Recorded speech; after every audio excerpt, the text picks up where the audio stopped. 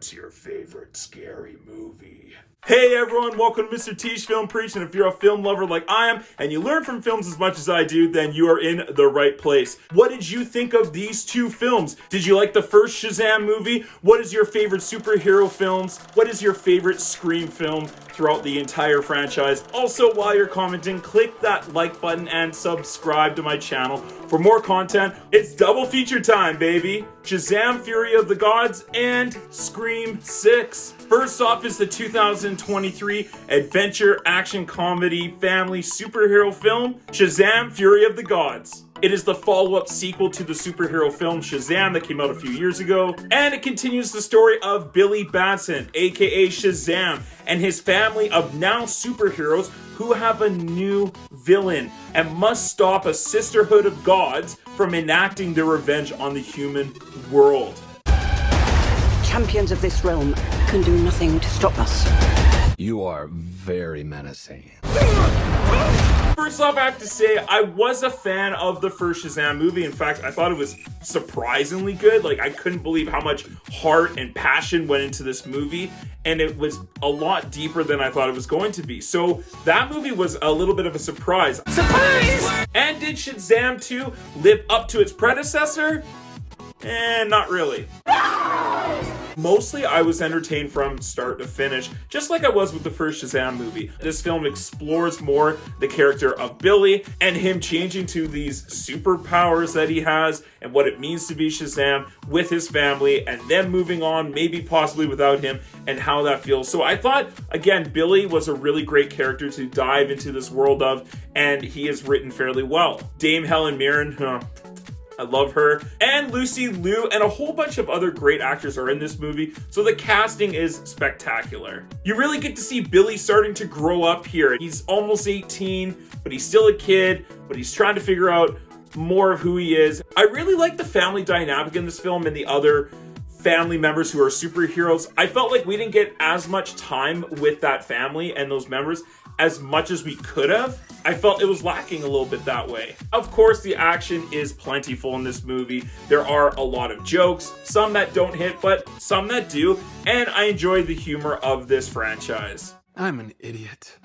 There are some things about this movie that were really frustrating, and I think the biggest thing is that it falls into the generic sequel trap. It kind of falls into the same trappings as other sequel films have done in the past, where it goes bigger, larger, more action, more CGI, more characters, more locations. That doesn't necessarily make it better. This was a diminishing return, unfortunately. Don't think it quite captured the magic, heart, and the drive necessarily that the first movie had. The movie felt rushed at times. The editing was all over the place. The story was all over the place. It was an extremely unfocused movie, and you could feel that throughout the film. It's also sort of reflected in the runtime, where there's like 15-20 minutes of this movie that could have been chopped off, and it still would have had the same effect on us. The tone is a little bit shaky at times, where it wants to be this ridiculous, over-the-top, cheesy, stupid comedy superhero film, but then there are times where it goes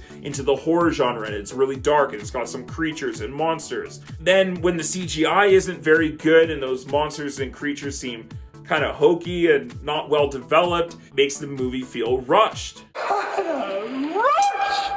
Rather have a smaller story, smaller locations, less characters, and more practical effects than the CGI overload that DC and Marvel keep doing in these last 2-3 years here. And I'm getting a bit drowned out by it. It felt like in the realm of Black Adam, the action felt very bloated, and I was kind of going, okay, but it's not really adding anything. It's not doing anything too creative.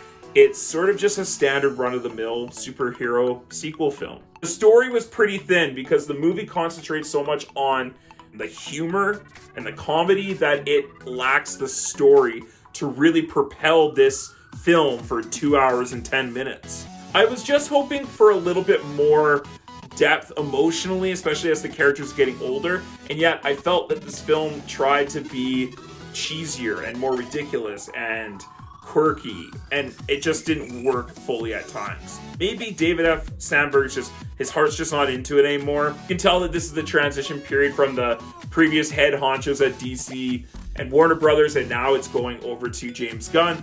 Overall, I had a fun time. It is enjoyable.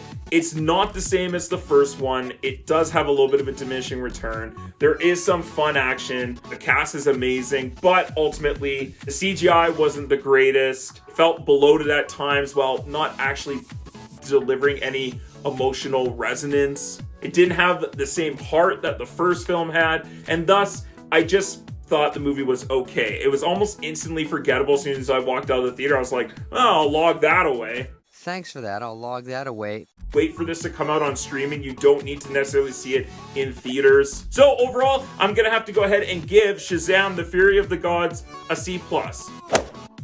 And the next film for our double feature for today is the sequel follow-up horror film Scream 6. Directed by Matt Bettinelli-Olpin and Tyler Gillett, starring Melissa Barrera, Jenny Ortega, Jasmine Savory Brown, Mason Gooding, Dermot Mulrooney, Hayden Panettiere, Samara Weaving, and of course, Courtney Cox. But this film follows the survivors of the Woodsboro Ghostface killings, leaving the haunted town for New York City.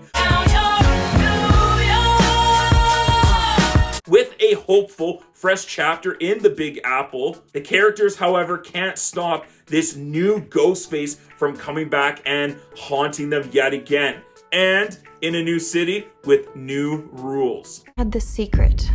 There's a darkness inside of me. It followed me here. And it's gonna keep coming for us.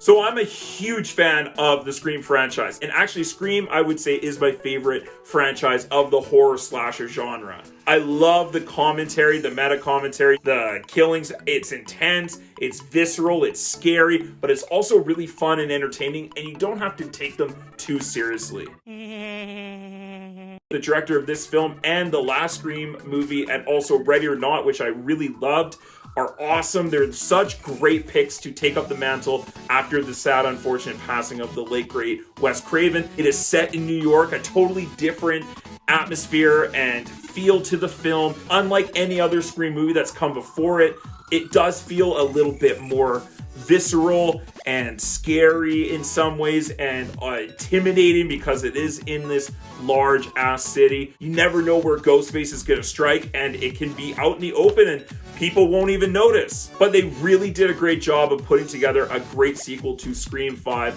You can tell that this is like a parallel to Scream 2, and that there are some tropes that are repeated in that film, and then there are also some things that are totally new. This movie had me guessing. I really didn't know where it was going to go. Wasn't sure who is donning the mask of Ghostface this time. Most times I've been able to like figure it out, or at least figure out one of the people, and this time I really just wasn't sure. So I thought that was really well written. I love seeing Ghostface with a shotgun in the convenience store. I thought that scene was awesome. I don't think we see Ghostface use a weapon like a gun or a shotgun like that before, so that was really cool and different to see.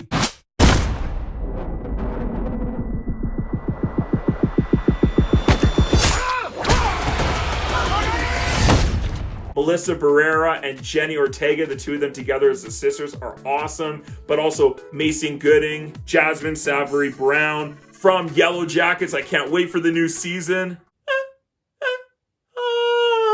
I'm trying to do the Yellow Jackets like creepy theme song. It's really hard to do. You suck! There's some great scares in this movie, some brutal killings, but that's of course what we want to see in a Ghostface Scream franchise film. This is probably the most action-packed Scream film out of all of them. It had a lot of great fight scenes, a lot of awesome moments, a lot of kick-ass moments for our leads, for our two, sort of splitting the Sydney role between Melissa Barrera's character and Jenny Ortega's character. Melissa Barrera's character is a bit more interesting to me in this franchise because of her backstory, because of who she's related to, and the struggle she has to go to. I actually think this character is fairly well written, especially in a Scream franchise, and a different take on the Sydney character, but coming from like a serial killer perspective, not the victim's perspective. And that's really interesting, and I think Melissa Barrera does that role very well. Obviously, Courtney Cox being in this is just fire. That's why I'm gonna shoot you in the head. There are some great twists and turns in this film. The biggest thing for me about this film that I wasn't so sold on was the story. I felt that the story was a bit thin. It was really just doing like a Ghostface copycat. It felt a little bit rehashed, very similar to how it felt to watch Scream 2. So that rehashing of some of those ideas felt recycled and a bit old at times. Now, this movie does a great job of pivoting at certain moments with certain characters, with certain things, that it does keep it fresh and keep it interesting. But I could see how, in the hands of some different directors, how this film could have gone off the rails very quickly.